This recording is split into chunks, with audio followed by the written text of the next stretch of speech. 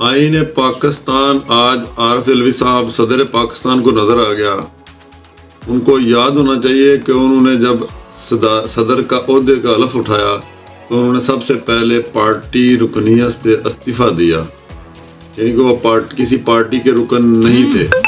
اسی طرح وہ زمان پارک عمران خان سے ملنے آتے ہیں تو وہ اپنی پارٹی کو پریزنٹ کرتے ہیں، وہ کوئی وفاق کی علامت نہیں ہے۔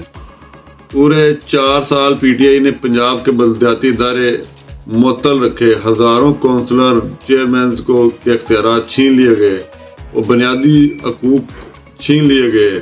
اس وقت آئین پاکستان نظر نہیں آیا، ہزاروں لوگوں کو قید کیا گیا، پکڑا گیا، ان کے پر کچھ ثابت نہیں ہوا، کوئی آئین پاکستان نظر نہیں آیا۔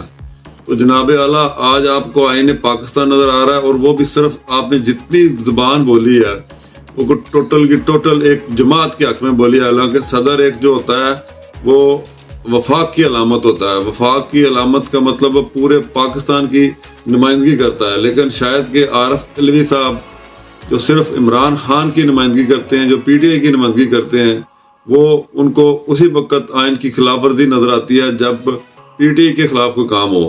حالانکہ اس ملک میں اس وقت غربت کا جو حال ہے، جو مشکلات کا شکار ہے، پاکستان ایک خطرناک پوزیشن پہ کھڑا ہے، لوگوں کے پاس 2 وقت کی روٹی نہیں ہے۔ تو جناب صدر اس طرف توجہ کریں، آپ بنی گالہ اور زمان پارک کو چھوڑیں، آپ اس ملک کے پورے ملک کے صدر ہیں، صرف پی ٹی آئی کے صدر نہیں ہیں۔